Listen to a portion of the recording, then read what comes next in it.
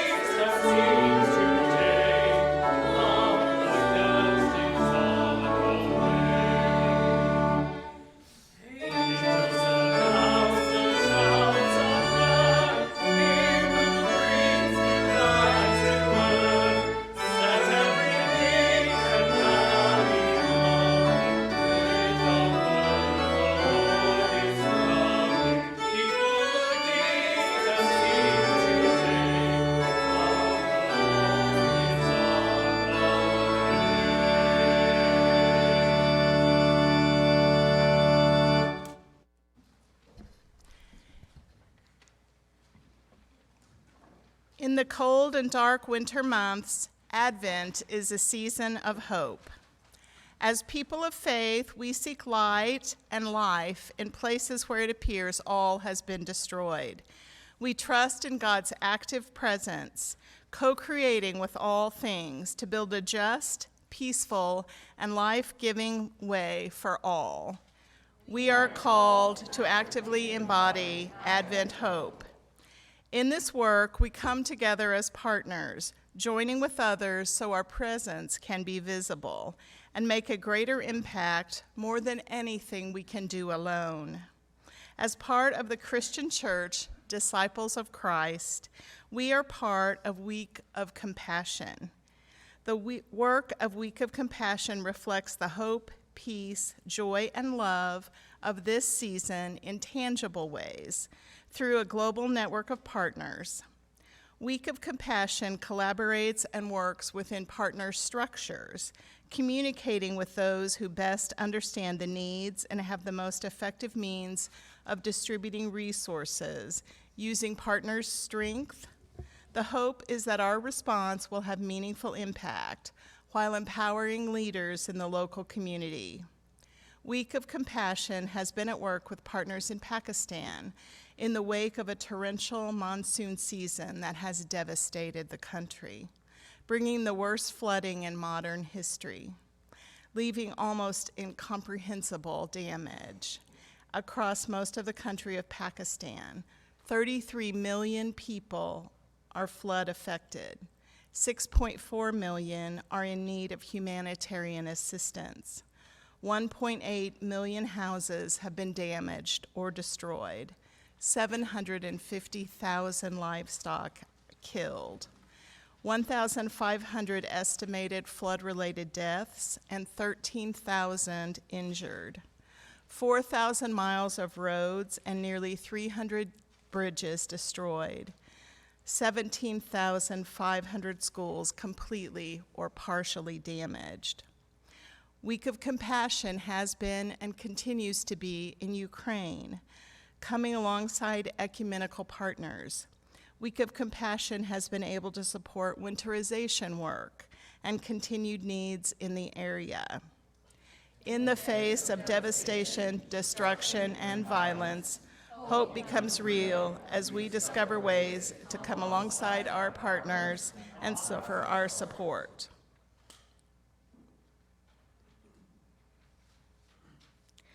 We proclaim God's hope in our midst. We proclaim God's hope in creation.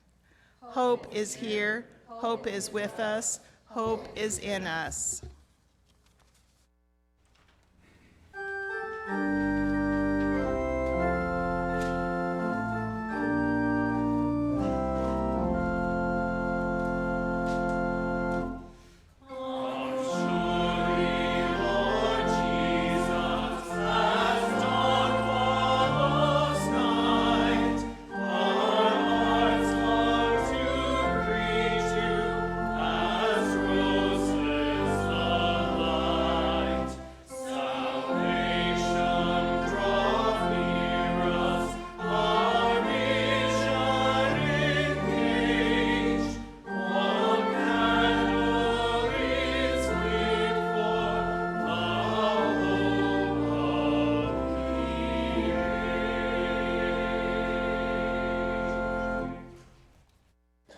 Practice, practice, practice.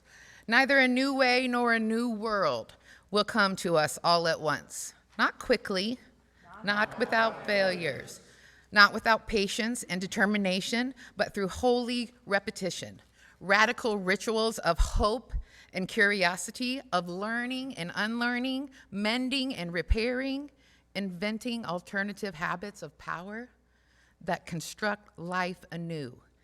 Divinity takes on flesh. Salvation draws near. This morning, may the peace of God, the peace of belonging, be with you.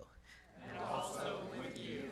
To those online, we invite you to share the ancient greeting in the chat. And for those in the sanctuary, we invite you to turn to the camera and say hello to our friends. Of course, in the sanctuary, you are invited. Yeah, hug.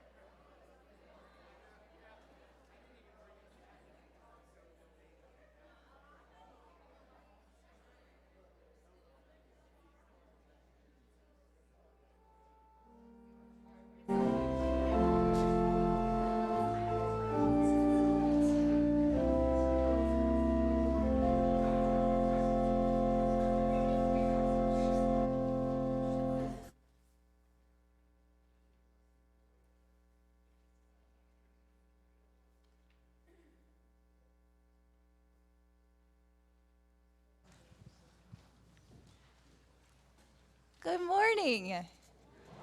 Is everybody awake after Thanksgiving? Is everybody still in sleepy, just happy? No. Okay, well, we're on real time. We're back. It's Sunday. We're here. It's so good to be with you all, to be gathered in this space, so beautifully and lovely decorated, all thanks to the hands, Sylvia and Dena, who helped to bring that together, and the whole crew that helped make this space so beautiful. It's so good to be gathered together in this space and greet this new season. I'm Pastor Jen. My pronouns are she, her, hers. It is a delight to be with you, whether you're here always, whether you're here sometimes, whether you've only been here a few times or haven't been here in a while. It's so good to be gathered in this space, to share in this time, to claim this season of love, to come together in whatever state. If we're still a little sleepy or we're ready to dive back in, however we find ourselves, it's good to be gathered here together. A word of invitation to check in. So on the back of the program, actually it's missing this week. You can write your information. That little spot didn't make it onto the program. It got a little too full this week. So you can still write your name and information and leave it in the program as we typically do, or you can hold up your camera like you're about to take a picture, and then it'll take you to a link and you can leave information there. That's an opportunity to share with whom we're worshiping, and a chance if you want to leave any contact information, an opportunity to go for a walk or a cup of coffee, or to make sure you're connected with our avenues and to know all the things I'm about to share and more in that space. Again, you'll see us on some social media. One more reminder, our estimates of giving, that's coming to a close as we'll be prepared in the next couple weeks for our congregational meeting and to put forth our budget. But if you haven't had a chance, it's not too late yet to share your giving plans for 2023 to help us as we construct our budget and faithfully plan how we will share in life together here in this space. There are printed copies available just outside as well for that. And a huge thanks to all of you who've already done that. That is a tremendous gift and help in looking ahead. We are very mindful of our siblings as we think about the Club V shooting that happened, our Club Q shooting last Sunday, that there is a chance for us to gather here locally. This was an event that took place in Colorado Springs. Again, the news was just pouring out as we came out of church last Sunday. So this is an opportunity to gather and to hold the lives and to share together with, again, locally here within the Springfield community. This event will be happening at Unity at 4:30 today. So if you're interested in that opportunity and coming together in a candlelight vigil in memory of those lives taken entirely too soon. As we come into this season, again, there are a few things to highlight and note, and we'll keep sharing more of those things as they come out. In a couple weeks, our board will be meeting, and there'll be a chance to share together in lunch, as well as the kids will be shopping for cross lines. I know several folks have already donated to this. We are collecting toys for tots for cross lines, and there's an opportunity to leave things in buckets if you're out shopping and you want to contribute something. If that is not yours to do, that's okay. The kids love to go shopping for you, so you can contribute to that, and then the kids will go out and help to purchase and fill up the buckets, and we'll take all of those things. So again, that will be happening in 2 weeks from today. We continue in coffee and conversation meeting at Dancing Mule on Tuesdays at 10:30. Again, if that's not a good time and you're interested in another opportunity to go for a walk and talk, just send me a message. Always love the opportunity to get to share a cup of coffee and conversation together. Our new watercolor class will begin this Thursday. That is 6 p.m. So we do need to make sure and encourage you to let us know ahead of time, to contact Diane or let us know and we'll get you in contact. She's purchasing all the supplies for that. I think if you have supplies you want to bring, you're welcome to do so. This is for anybody who's done watercolor, interested in watercolor and acrylics. This is an open class, just a really sweet session, and one of Diane's greatest loves to hold this kind of space. So this will continue for the next 8 weeks, again, starting this Thursday evening. And you don't have to attend all 8 weeks. If you're like, I can come like 4 or 5, that's totally cool too. So we'll make sure if you need Diane's contact information, just let us know. We'll be sure to connect you with her to find out more about that opportunity. We are still collecting soap or body wash, and that will go out this Friday. So if you are planning and think, oh, shoot, I forgot it, you can still bring it by the church. We'll be open on Tuesday, Wednesday, Thursday. Please bring it by Thursday, and you can drop it off here, and we'll be sure that it gets to the crew going out this Friday. The Crisis Cold Winter Shelter, it looks by the forecast, is likely going to open tonight, and we've got several nights up ahead. And again, a reminder, there are a lot of different ways that you can help to support this mission, and it takes all these different kinds of ways. So volunteering, which could be an overnight, but also looks like getting to transport some of the cutest dogs that you'll ever transport. cleaning, picking up laundry. So there's a lot of different like evening and morning positions, lots of different ways you can be connected. As this continues, we need a lot of items to help support. So there's a wish list and a way to donate if you're interested in just, again, holding up your phone, clicking, and supporting this initiative in other ways. Again, thank you. I know so many folks have already dove in, and it makes a huge difference. At this point, the last few nights it hasn't been open recently, but before, they were going beyond the capacity. They had room for 35 beds, and we're topping up to 50. And we know that the need is just huge in our city. So thank you for helping to make that space work and make it possible. Next Sunday, our Justice Collaborative will be gathering after church. If you have questions about that, please see Pam and Claudia or Ash to find out more, but it will just be an opportunity to stay, and you can gather with us online and join via Zoom if you're interested in joining that way as well. Now it's just pretty. So again, there's lots of other things happening in the life. The church as we come into the Advent season, but you can see the full list and the avenues and continue to follow us on social media. I won't give you all the list of all the things, but just a mindfulness of that. As we come into this time, we think about holy disruptions as we hear the gospel text read to us a little bit different this morning. Before we do that, I'm going to invite you just to take a moment to find your breath and to breathe in together and to release, to feel the ground beneath us as we come into this space and open ourselves to the stories of the past, the stories that are ours to carry, as we listen and open our hearts, our minds, our whole selves to hear a word anew this morning.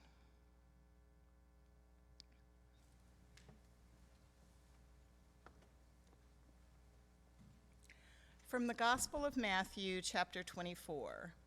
This story will be shared in two versions. I will be reading from the Common English Version, and Dena will read the First Nations translation. But nobody knows what day and hour will come, not the heavenly angels and not the Son. Only the Father knows. But no one knows the day or hour that these things will take place. Not the spirit messengers from the spirit world above, not even Creator's own Son, but only the great Spirit, who is our Father from above, knows.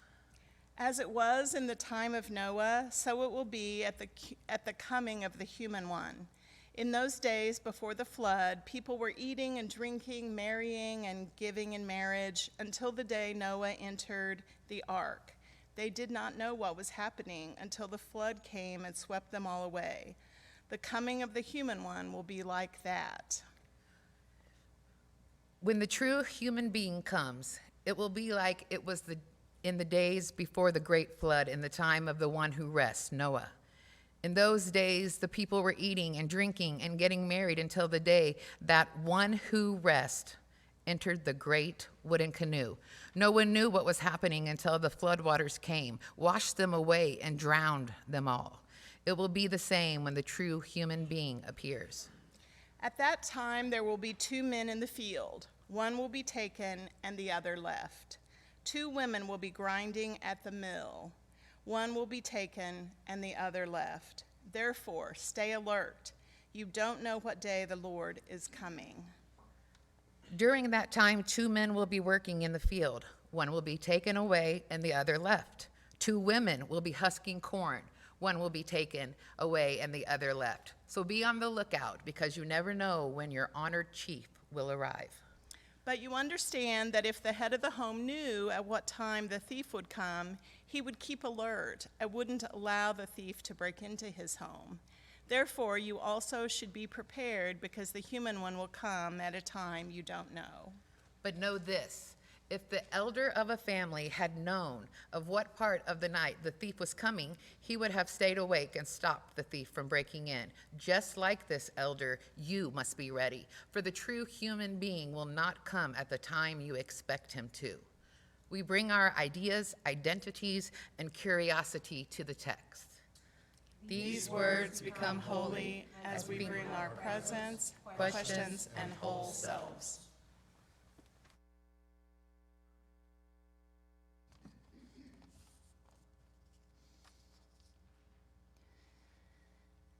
God of the weary and waiting. Scripture tells us that where two or more are gathered, you are there. You are always there. So we trust that you are here, listening to these words, drawing us close, stirring hope awake in us. And for that, we are grateful. We are so grateful. So we gather for a few moments and center ourselves and savor this spirit together in silence.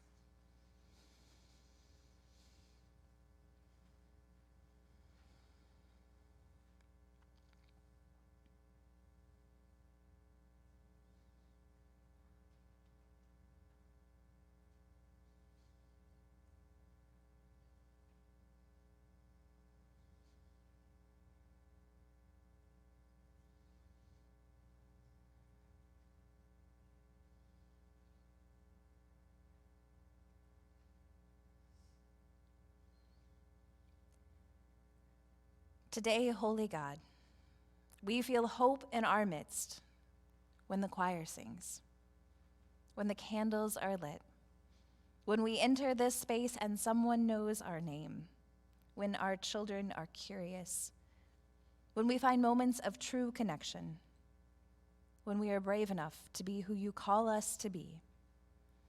However, God, even with gratitude for these moments of hope and dwelling, we also recognize deep within us, we have a deep longing for hope. Holy God, we are longing for more. We long for a world we have not yet seen. We long for a world where oceans are clean and trees are green and animals are not endangered. We long for a life where days feel expansive and Sabbath feels possible. We long for a world where people go to clubs and schools without fear of violence. We long for days where mental health is not stigmatized, time is not a commodity, and self-worth is not a scarcity. God, who never leaves us alone, we are carrying both hope and deep longing at the same time. Hold these two tensions, fan the flames of both, for we realize hope is a gift and longing is a reminder. For each conviction, we give you thanks. Amen.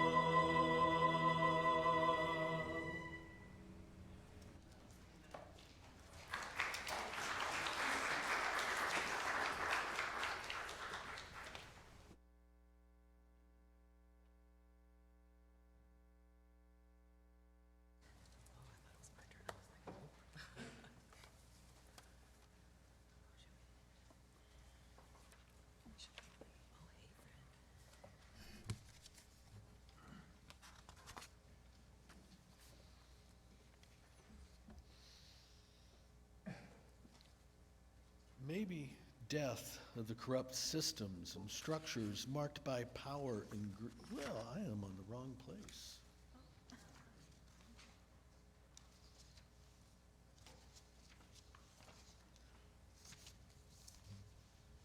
Reset. Advent, a time of preparation. Advent, a time to wait. Advent, a time to hope. A time to long for peace. A time to remember joy. A time to know love. A time to be love, born anew. We walk this journey together, side by side, with one another. With this wisdom and stories of those that came before us. With our own lived experiences and those of our friends and neighbors. We step into this place. Into this season. Into this time of worship. Knowing that the waiting is difficult for those of us who lack patience. Knowing that the preparation is difficult for those of us who strive for perfection. Knowing that the darkness is difficult for those who live in fear. But seeking the strength to face the darkness, the discomfort, and the pain, and the messiness of this world. To become part of something greater than any of us could imagine. To be love, born anew. Be ready, they tell us. No one knows the day or the hour that it is happening, but there's all this scurrying around and all this worrying about the end times. No one knows, so everyone is terrified. It could be years, but what if it's only days or minutes or even seconds? What do we do? But what even are we waiting for? Does anyone really know? They say that the human one, the true human being, will come. Come for what, though? How am I supposed to get ready? What am I supposed to do? How do you even prepare for something like this? Something so unexpected, something so unknown. Get ready. The storm's coming in. I heard on the news as I prepared for bed. How am I supposed to get ready? What am I supposed to do? How do you even prepare for something like this? Something so unexpected, something so unknown. Half the time, we can't even trust the meteorologists anyway. What am I supposed to do? Rush to the store to fight for the remainder of milk and bread? What is that going to serve me when the rain starts? Can it even really be as bad as they're calling for? Seems a little extreme, a little dramatic even. I don't know. Is it real this time, or are they just being sensational again? Before it happens, they tell us, people will proceed about the days like it was normal. They reminded us that in the days before the flood, when Noah entered the ark, everyone else was just eating and drinking and getting married like it was nothing. Nothing was happening, nothing that could concern them anyways. Will it be like that for us? They speak of it as if two will be in the field, that one will be taken and the other left, and that the two women will be husking corn, but only one will remain. There was no way to prepare for this. What were we to do? How do you prepare for a flood that washes away everything? Nothing can prepare you for the visual of your whole life slowly drifting down the waters into the unknown. Just like that, overnight. The memories, the mementos, the heirlooms, all of it just gone. But even more than that, our livelihood. How do you recover when your home and your land is your livelihood? What do you do when what you have worked so hard for disappears? Even the hard work was barely enough to make ends meet, but yet we remained proud. And now we're left with nothing more than a wet mess of what used to be a home, a yard, an income, and a life once lived. The end? They make it sound like the apocalypse, like in all the movies. It sounds like zombies, like mass death, the world reduced to nothing more than what once was but is no longer. You don't have to tell me about the apocalypse. I have seen it. I have seen it with my own two eyes. I have seen it in my own backyard. I have seen it in the faces of my neighbors who tried to pick up the pieces of what remains of our former lives. I have seen the apocalypse. I have seen it in my own neighborhood. I've witnessed it on a larger scale in the very recent past, from people who were saying goodbye to their loved ones in hospitals, through a window if they were lucky, but through a screen in their hands if they weren't. All of them longing for more, for the concentration they feel through the simple phenomenon of human touch, the familiar that brings with it comfort, that eases our pain, that calms our anxieties, that reminds us that everything is going to be all right. I've seen it on a global scale if we have watched our siblings in the Ukraine fight to remain in control of the land that holds their homes, their lives, their industries, and their memories as it becomes almost unrecognizable, difficult to differentiate from any other pile of rubble anywhere else. Searching for an end to the destruction and chaos, searching for a silence that might be soon, Lord willing, fill the space where anxiety and fear currently have a death grip, searching for a tomorrow that might hold some semblance of the years of memories in a place so meaningful and sacred to those who have lived there. I've seen it in the stories of Native Americans forced into reservations, their voices silenced, their stories twisted, their identities stripped from them. The people who have struggled to retain any small piece of what once was theirs before it was colonized and settled by others who now claim it as their own. I have seen it in the stories of refugees fleeing from war-torn countries in search of a better life, only to be met with hardship and struggle every step of the way, seeking a welcome or even just a chance, and being met with hate and misunderstanding. All holding on to a hope for something more, hope for a brighter tomorrow and a better today. Well, what if this end time that our stories speak of isn't really the end of the world entirely?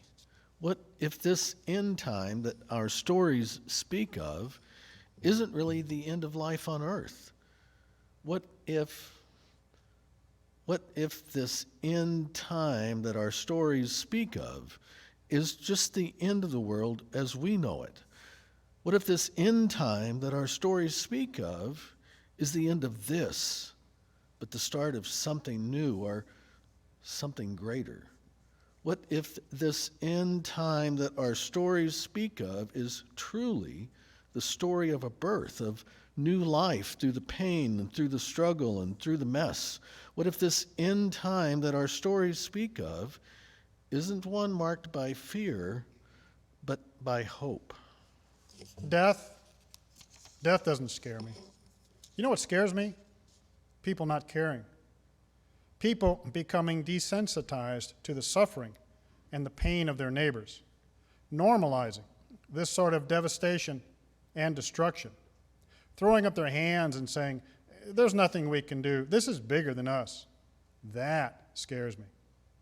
Becoming okay with it just as soon as the news cycles are finished with the story because they got the ratings. The rebuilding after the donations quit rolling in. As the help that once rushed in droves, maybe even just for a photo op, begins to disappear. Death has nothing on being forgotten. Well, so maybe death of corrupt systems and structures marked by power and greed is exactly what the apocalypse is intended to do, to reorder our lives both inward and outward. Maybe in this apocalypse, community is created through shared experiences, in empathy, in compassion, in genuine care for one another because we've seen the struggles. Maybe in this death of sorts, the sprouts of new life that are beginning to take root will be recognized. In this apocalypse, this end, we turn our prayers to God for this new beginning. And so we look.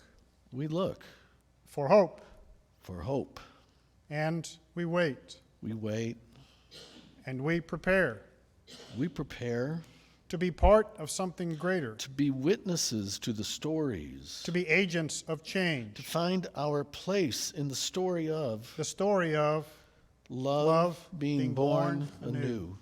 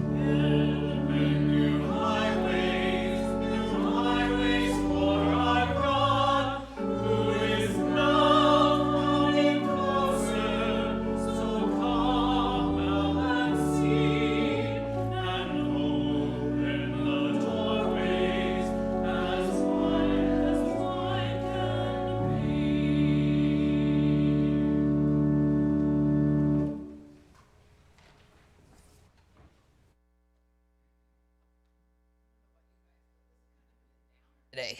Just, I mean, it kind of has a little bit. We're talking about the end of the world, and I mean, I can't deal with all that. What about you guys? When I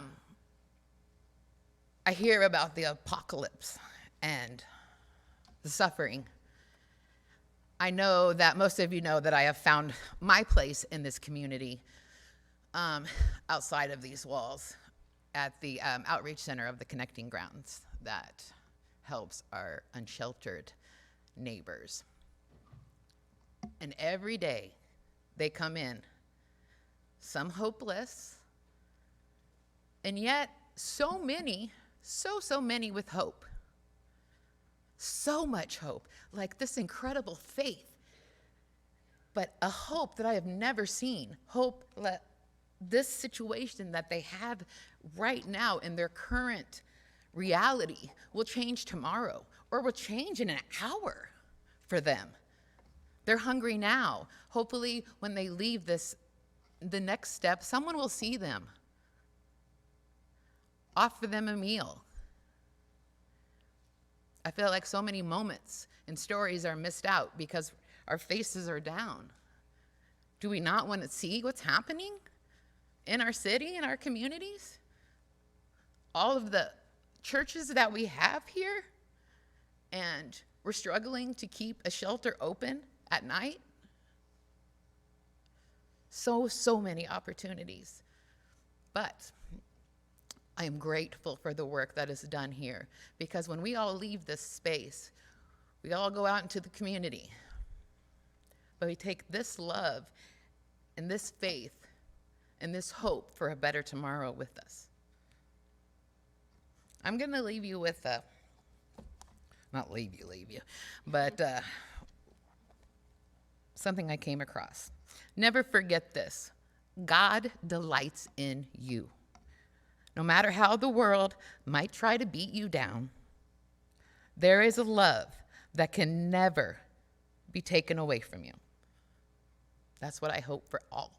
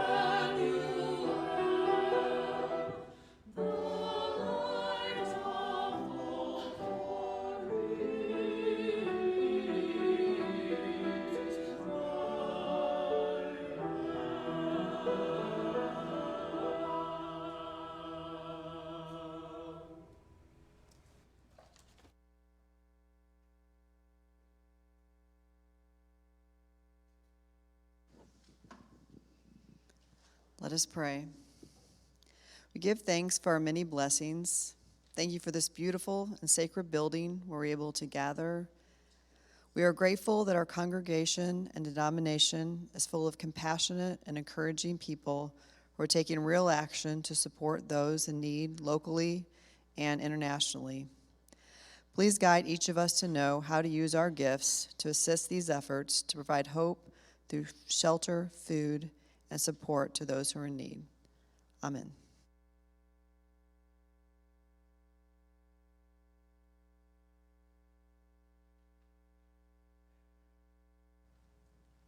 As with so many places that we find ourselves in life, Advent is one of those moments that calls us with great anticipation to get out all the things, to decorate, to hurry up and wait. Wait for it. Count down the days. We come to this table this morning mindful of all the tensions. Dena, you named it so well.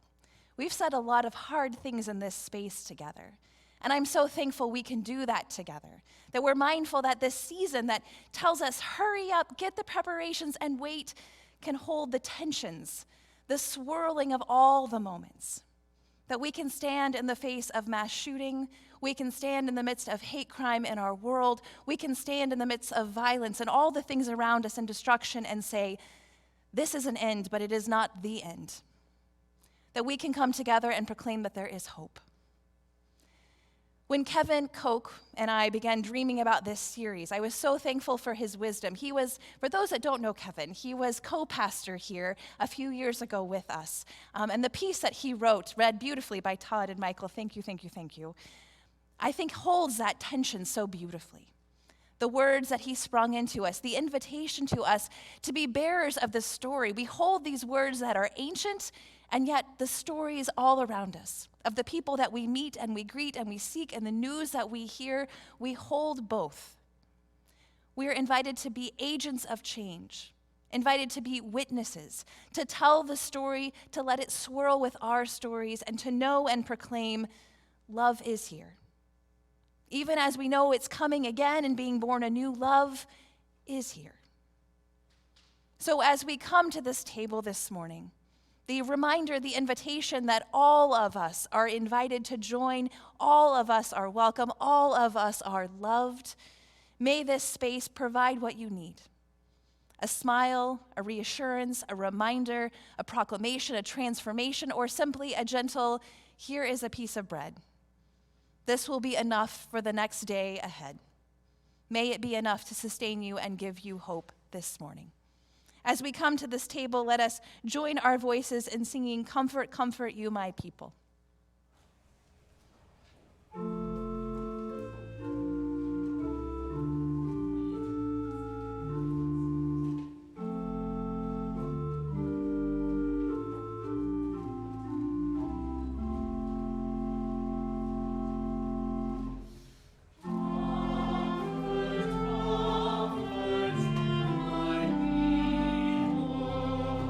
Tell of peace.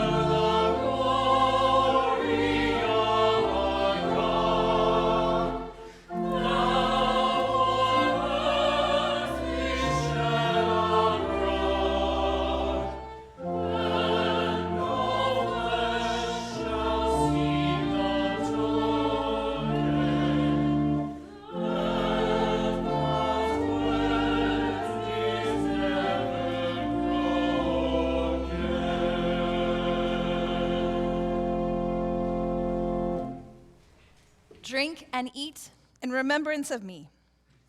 It is not a command, but a call to remember and reclaim our true nature, unconditional, beautifully bountiful, unwavering peace, love, and goodness. You see, we do not need to heal. We do not need to change. We do not need to fix ourselves. We need to remember. Remember who we are. Remember that each difficult situation has the power to become a force of forgetting or another portal to pass through on the journey home. Remember to make the most loving choice for yourself is to always make the most loving choice for those around you. When you hear the call in remembrance of me, do so in remembrance of yourself. We gather at a table to remember who we are. We are loved beyond measure. In the midst of brokenness and heartache, in the face of fear and weariness, love is here. Around a table, Jesus gathered with his closest companions. He gave them bread, a way to taste and remember. This is the bread of life. Remember who you are. Then he gave them the cup, a way to taste and remember. This is the cup of life. Taste the goodness. You are loved. You are loved. You are love.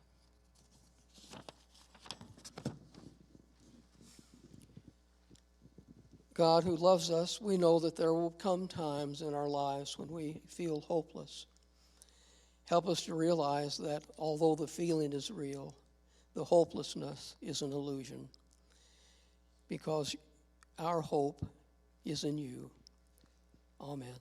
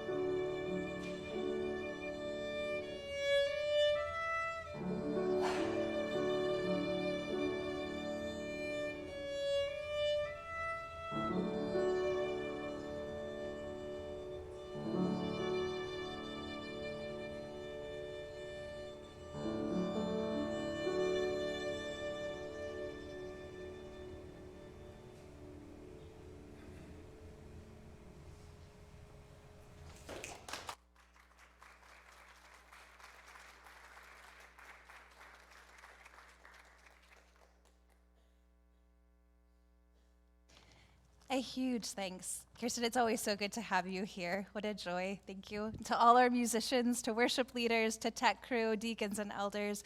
And a shout out to Kevin Koch for his work writing and helping us. And he's continuing to write throughout this season as we think about Advent and wade into these holy disruptions together. Thank you to each of you for being with us and joining, for sharing your voices and your presence and attention in this time together.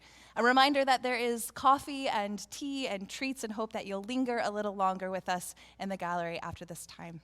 Let us stand and join our voices together as we sing now the Star of Christmas.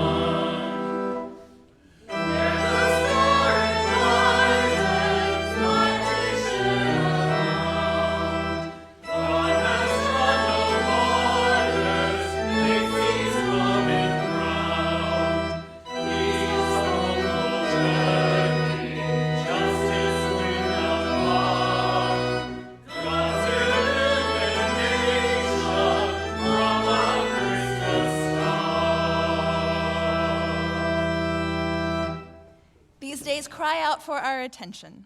The earth groans. People are laboring for justice.